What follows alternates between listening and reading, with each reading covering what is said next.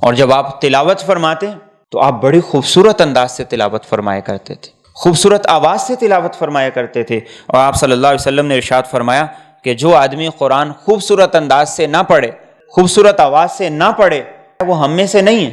تو ایک شخص نے حدیث کے راوی سے پوچھا کہ جس کی آواز خوبصورت نہ ہو وہ کیا کرے؟ تو انہوں نے کہا کہ جتنا بہتر اچھے انداز سے پڑھ سکتا ہے اتنا بہتر اچھے انداز سے پڑھے، کوشش تو کرے، محنت تو کرے۔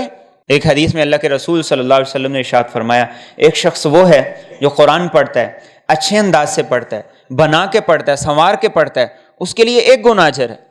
اور ایک وہ ہے جو پڑھنے کی کوشش کرتا ہے لیکن پڑھا نہیں جاتا، اس کی زبان پہ نہیں چڑھتا، الفاظ کی ادائیگی درست نہیں ہوتی، تو آپ نے فرمایا اس کے لیے اللہ نے دوہرا اجر رکھا ہے، ایک پڑھنے کا، ایک دوبارہ کوشش کرنے کا۔ آج اگر میرے اور آپ کی زبان پہ قرآن کے الفاظ نہیں آتے تو ہم محنت کریں گے تو ہمارے لیے اجر دوہرا ہے، ہمارے لیے اجر دگنا ہے، لیکن کریں تو صحیح، اس کی طرف آئیں تو صحیح۔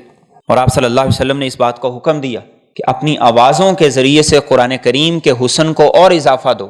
آج کے نوجوان اپنی آوازوں کا جادو وہ کس چیز پہ جگا رہے ہیں؟ آج گانا گانے کو ٹیلنٹ کہا گیا، لیکن اچھے طریقے سے قرآن کو پڑھنا، اس کی تلاوت کرنا، یہ کوئی ٹیلنٹ نہیں۔ اللہ کے رسول صلی اللہ علیہ وسلم نے یہ ارشاد فرمایا کہ مجھے اس لیے بھیجا گیا ہے کہ میں گانا بجانے کے آلات کو توڑوں، اس لیے مجھے بھیجا گیا ہے۔ اور ہم اپنی محنتیں، اپنی توجہات اور اپنی فکر وہ ان چیزوں کے اندر لگا رہے ہیں، اور ہم اسے ٹیلنٹ قرار دے رہے ہیں، اور قرآن کے پڑھنے کو، قرآن کے اچھی آواز سے پڑھنے کو، اچھے انداز سے پڑھنے کو ہمارے ہاں کوئی اہمیت ہی نہیں۔